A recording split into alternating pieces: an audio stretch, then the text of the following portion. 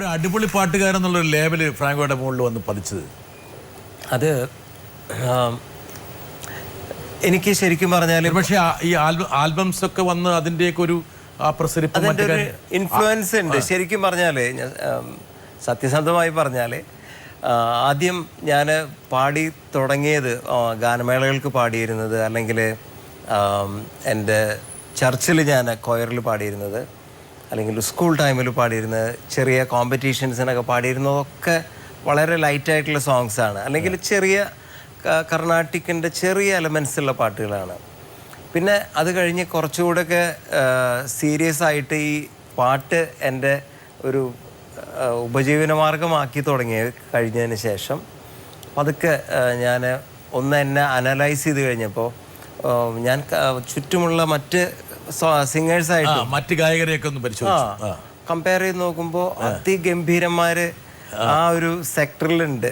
മെലഡിയും അതുപോലെ തന്നെ ക്ലാസിക്കലും ഒക്കെ ഞാൻ കുറേയൊക്കെ ട്രൈ ചെയ്ത് നോക്കി. പിന്നെ നോക്കുമ്പോൾ അതേസമയം തന്നെ ഞാനൊരു വെസ്റ്റേൺ ചോയ ഉള്ള, അല്ലെങ്കിൽ വെസ്റ്റേൺ ആറ്റിറ്റ്യൂഡുള്ള പാട്ടുകൾ അന്ന് അത്ര അധികം മലയാളത്തിലില്ല. അല്ലെങ്കിൽ പിന്നെ നമ്മളന്ന് കേട്ടിരുന്ന അന്ന് ഞങ്ങളുടെ ചെറുപ്പകാലത്തൊക്കെ ദൂരദർശനാണ് കൂടുതലും. ദൂരദർശനിൽ വരുന്ന ആൽബങ്ങളിലെ പാട്ടുകളൊക്കെ കേൾക്കുമ്പോൾ ഓക്കെ, ഇതിലൊക്കെ നന്നായിട്ട് ഒരു പക്ഷേ എനർജിയുള്ള പാട്ടുകൾ നമുക്ക് പാടാനും കമ്പോസ് ചെയ്യാനും ഒക്കെ സാധിക്കില്ല എന്നൊക്കെ തോന്നി കുറച്ചൊക്കെ. അങ്ങനെയാണ് ആ ഒരു മേഖലയിൽ, അല്ലെങ്കിൽ ആ ഒരു ജോണറിലുള്ള പാട്ടുകൾ പാടാനായിട്ട് ശ്രമം നടത്തിയത്. അങ്ങനെ പാടിയ പാട്ടുകൾ, അല്ലെങ്കിൽ പാടാൻ ശ്രമിച്ച പാട്ടുകളൊക്കെ കുറേയൊക്കെ ആദ്യം ആ ഒരു മേഖലയിലേക്കുള്ള കാൽവെപ്പിന് പ്രധാനമായിട്ടും വഴിവെച്ചൊരു പാട്ട് ഏതാണ് മനസ്സിൽ ഓർമ്മയുണ്ട്? ഒരു ഫാസ്റ്റ് ആയിട്ടുള്ള ഒരു വെസ്റ്റേൺ ചോയുള്ള പാട്ട് പെട്ടെന്ന് ആളുകൾക്ക് ഓർമ്മ നിൽക്കുന്ന ഒരു പാട്ട് ഈ നേരത്തെ പാടിയ ചെമ്പകമേ എന്ന് പറഞ്ഞ പാട്ടിൽ അത് ഇന്ത്യൻ രാഗ ബേസ്ഡ് ആണെങ്കിലും അതിൽ നമ്മൾ അപ്ലൈ ചെയ്തിട്ടുള്ളത് വെസ്റ്റേൺ ആറ്റിറ്റ്യൂഡ് തന്നെയാണ് റെൻഡറിങ്ങിൽ. പിന്നെ പെട്ടെന്ന് ആളുകൾക്കോ എന്നെ ഓർമ്മ കിട്ടാവുന്നൊരു പാട്ട് വേട്ടയാട് വിളയാടുള്ള പാട്ട്, നെരുപ്പേ സിക്കി മുക്കി നെരുക്കെടുത്തു.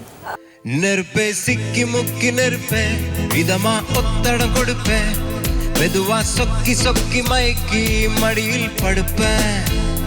தினமும் ஒன்ன நினைச்சேன், உடம்பு குச்சியா இழைச்சேன், கனவில் எட்டி எட்டி பார்த்த அதனால் பொழைச்சேன். ஓ மேகம் மேகம் தூரம் போகட்டும், போகும் போதே தூரம் போடட்டும், മേഘം ദൂരം പോകട്ടും, പോകുമ്പോതേ ദൂരൽ പോടും. ഈ ഔസേപ്പച്ചൻ്റെ കൂടെ ജീവിക്കുമ്പോഴേ ഔസേപ്പച്ചൻ കുറച്ച് കണിച്ചക്കാരനല്ലേ? തീർച്ചയായിട്ടും. ഒരു കഷ്ടപ്പാടായിരുന്നല്ലേ? അതിനെപ്പറ്റി പറയാനായിട്ട് ഒത്തിരി സന്തോഷമുണ്ട്. അല്ല, ശരിക്കും വലിയൊരു പെട്ടെന്ന് പോകൊക്കെ മാറി കേട്ടോ. ഇല്ല, ശരിക്കും പറഞ്ഞാല് എൻ്റെ ട്രാൻസ്ഫോർമേഷൻ, അല്ലെങ്കിൽ ബേസിക്കലി കുറച്ചൊക്കെ ഈ കുട്ടികൾക്കുള്ള പോലെ എനിക്കും ഈ കാർട്ടൂണൊക്കെ കണ്ടിരിക്കാനും അല്ലെങ്കിൽ ഗെയിം കളിച്ചിരിക്കാനും ഒക്കെ ഭയങ്കര ഇഷ്ടമുള്ള ഒരാൾ തന്നെയായിരുന്നു. പിന്നെ ഈ അങ്കിളിൻ്റെ കൂടെ ഞാനൊരു 10th എൻ്റെ എക്സാം കഴിഞ്ഞ് വെക്കേഷന് അങ്കിളിൻ്റെ അടുത്ത് വന്നതാണ്. ആ സമയത്താണ് അങ്കിളിൻ്റെ കൂടെ അന്ന് ആചാര്യൻ എന്ന് പറഞ്ഞ സിനിമ, നേരത്തെ അങ്കിൾ പറഞ്ഞ സിനിമ തന്നെ, അതിൻ്റെ കമ്പോസിങ് നടക്കുന്നുണ്ട്. അതിൽ ഒഫീഷ്യലായിട്ടൊന്നുമല്ല, ഞാനതിലും എനിക്കിഷ്ടമുള്ളത് കൊണ്ട് നല്ല രസമുള്ള പ്രോഗ്രഷൻസൊക്കെ കീബോർഡിൽ, അതുപോലെ കമ്പോസിങ്ങിൻ്റെ ഒരു ഭംഗിയൊക്കെ ഞാൻ ആദ്യമായിട്ട് അടുത്തിരുന്ന് കാണുന്നത്. നല്ല ഇഷ്ടം തോന്നി എനിക്ക്. അങ്ങനെ അതിൽ അസിസ്റ്റൻ്റായിട്ട്, അല്ലെങ്കിൽ നത്തിങ് ഒഫീഷ്യൽ, 16 വയസ്സേ ഉള്ളൂ. യാ. അപ്പോൾ അതൊരു അന്ന് ഇപ്പോൾ ഭയങ്കര ഇഷ്ടം തോന്നിയ ആളുടെ കൂടെ കൂടി അന്ന് ആ ഫിലിമിന് വേണ്ടി ഞാൻ ട്രാക്ക് പാടിയിരുന്നു, ചായം പോയ സന്ധ്യയിൽ എന്ന് പറഞ്ഞ പാട്ട്. അത് കഴിഞ്ഞ് അന്ന് കുറേ നല്ല ഇഷ്ടമായിട്ടൊക്കെ അങ്കിള് പറഞ്ഞപ്പോൾ എനിക്കും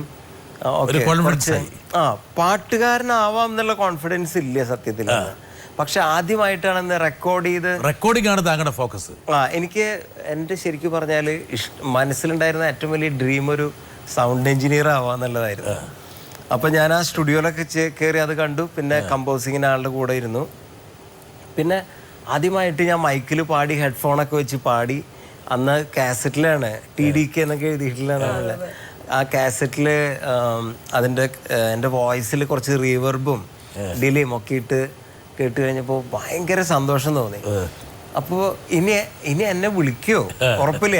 അപ്പം ഞാൻ പോണ സമയത്ത് പറഞ്ഞു, ഇനി ഇങ്ങനെ വല്ല വർക്ക് വരണമെങ്കിൽ വിളിച്ച് ഞാൻ വരാം. അമ്മാവനോട് വിളിച്ചു കഴിഞ്ഞാൽ എനിക്ക് വരണമെന്നുണ്ട് എന്നൊക്കെ പറഞ്ഞു. ഞാൻ എൻ്റെ ആഗ്രഹം പറഞ്ഞു. പിന്നെ പിന്നീട് അങ്ങോട്ടുള്ള ഒരു ഏകദേശം ഒരു 13-14 വർഷത്തോളം ഞാൻ അദ്ദേഹത്തിൻ്റെ കൂടെ, അദ്ദേഹത്തിൻ്റെ അസിസ്റ്റൻ്റായിട്ടുണ്ടായിരുന്നു.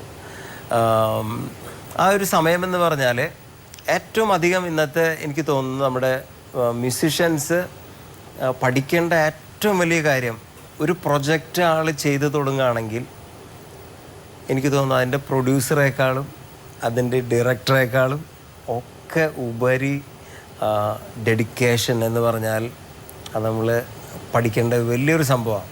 ഞാൻ നേരത്തെ പറഞ്ഞല്ലോ, ഞാനും ഈ പറഞ്ഞ പോലെ എനിക്ക് ഈ കുട്ടികളികളൊക്കെ ആയിരുന്നു താല്പര്യം. ചവിട്ടി തിരുമി ഔസേപ്പച്ചനല്ലേ? ഒയ്യോ, ഞങ്ങളൊക്കെ 3 മണിക്കൂർ ഉറങ്ങുക ഒരു പ്രൊജക്റ്റുള്ള സമയത്ത്. ശരിക്കും തിരുമി? ഒയ്യോ, ശരിക്കും അത് ഒരു ദയദാക്ഷിണ്യൊന്നും ഉണ്ടാവില്ല. പെങ്ങളുടെ മകനാന്നൊന്നും നോക്കില്ല. അമ്മാവാ എന്ന് വിളിച്ചു. പക്ഷേ അതേസമയം തന്നെ വീട്ടില്, അങ്കിളുടെ വീട്ടിൽ ഞാൻ നിന്നിരുന്നത്. ഏറെ സ്നേഹത്തോടുകൂടി ഞാൻ ഓർക്കുന്ന എൻ്റെ ആൻറ്റീനെ, ഔസേപ്പച്ചൻ്റെ wife, just like my mother. എനിക്ക് അയൺ ചെയ്യാൻ പോലും അറിയില്ല എൻ്റെ ഡ്രസ്സൊന്നും. അവർക്ക് ആളെ അയൺ ചെയ്ത് തരാം, എനിക്ക് നല്ല ഭക്ഷണം പാചകം ചെയ്ത് തരും. ആ ഒരു സ്ഥലത്ത് ആൻറ്റി കോമ്പൻസേറ്റ് ചെയ്യും. ഇത് അങ്കിള് ഭയങ്കര റഫും ഭയങ്കര ഇതൊക്കെ കാണിച്ചാലും ആൻറ്റി വളരെ സോഫ്റ്റ് ആയിട്ടൊരു അമ്മയുടെ ഒരു റോളൊക്കെ ആൻറ്റിയാണ് ചെയ്യാറ്. എനിവേ, ഒരു വലിയ സ്കൂളായിരുന്നു എന്ന് പറയാം.